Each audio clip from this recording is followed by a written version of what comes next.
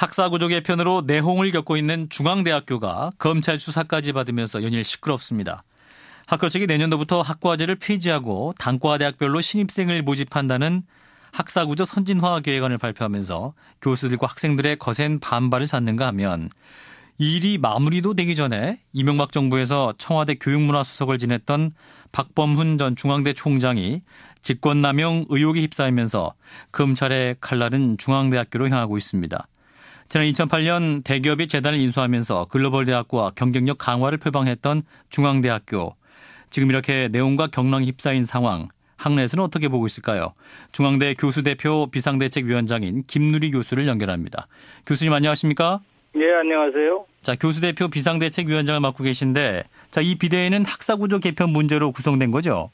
예, 그렇습니다. 학사구조 개편이라는 굉장히 중요한 작업을 하는데 대학 구성원들인 교수와 학생의 의사를 전혀 묻지 않고 이런 일을 밀어붙인 데 대해서 문제를 제기하기 위해서 구성된 조직이죠.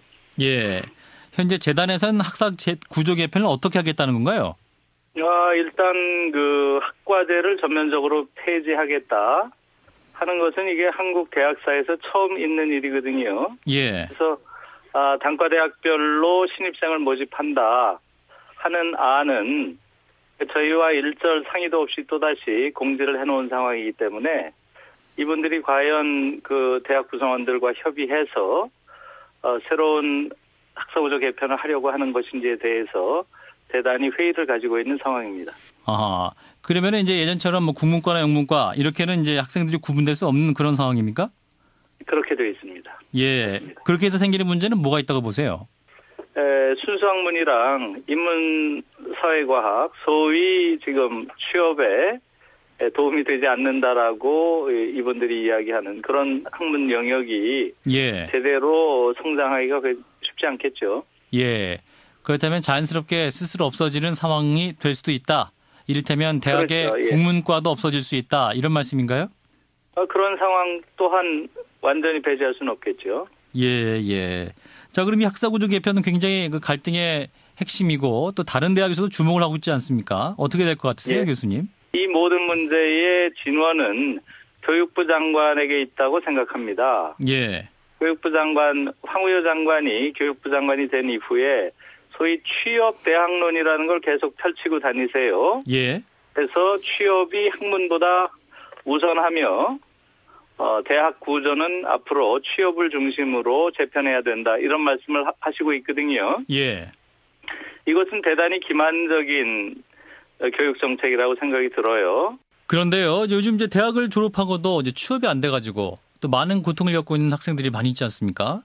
예, 옳은 말씀이지요. 지금 취업 문제가 너무나 큰 사회적 문제임에 분명하고요. 예. 그것은 대학에서 취업에 적합하게 학생들을 가르치지 못했기 때문에 그렇다라는 말에는 동의하기가 어렵고요.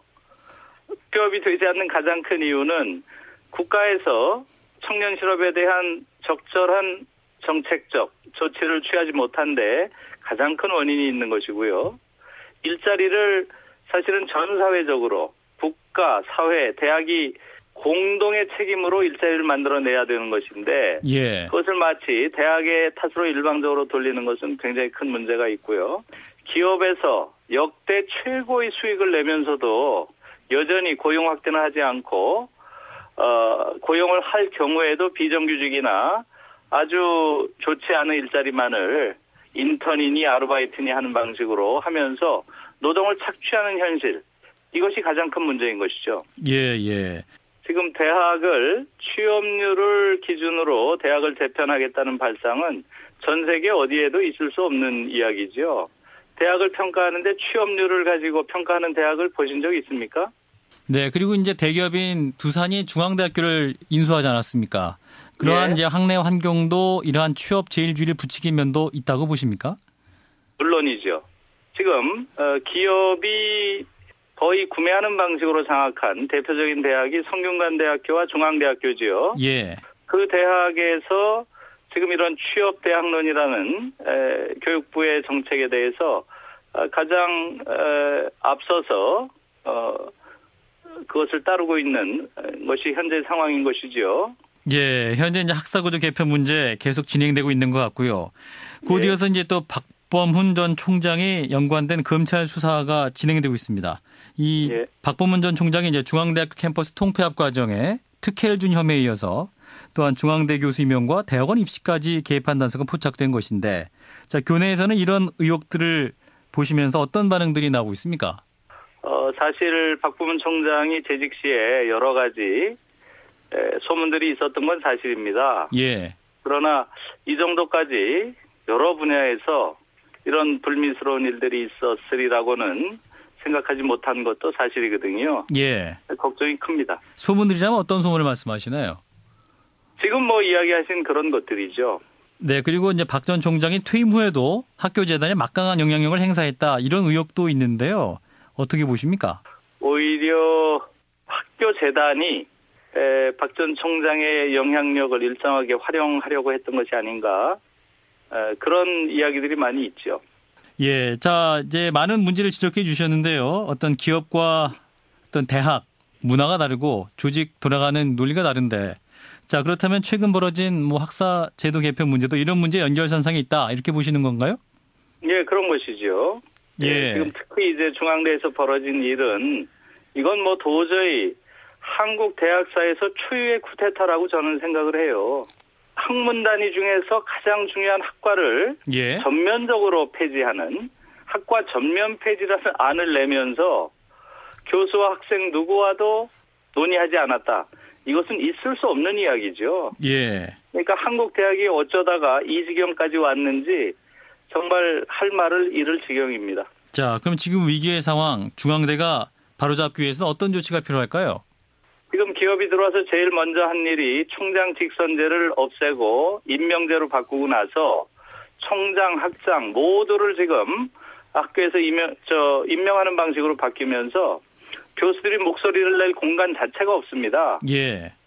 대학은 그런 곳이 아니죠. 가장 민주적인 방식으로 운영되어야 할 대학이 기업적 방식으로 운영되는 여기 핵심적인 문제가 있기 때문에 그 과정에서 굉장히 많은 불투명한, 음모적인, 밀실에서 이루어지는 이런 결정들이 반복되어 왔고, 거기에 박범훈 총장의 문제도 있었다고 생각하고요. 이번에 이루어진 이런 놀라운 소위 학사구조 개편안이라는 것이 나오게 된 과정도 바로 그 불투명성과 비민주성의 근본원이 있다고 보는 거죠. 예, 학내 구성원의 뜻을 모아서 또 대학과 대화를 나누겠다, 이런 말씀이시네요. 네, 여기까지 말씀 맞습니다. 듣겠습니다. 고맙습니다. 예, 고맙습니다. 네, 중앙대 교수대표 비상대책위원장인 김누리 교수였습니다.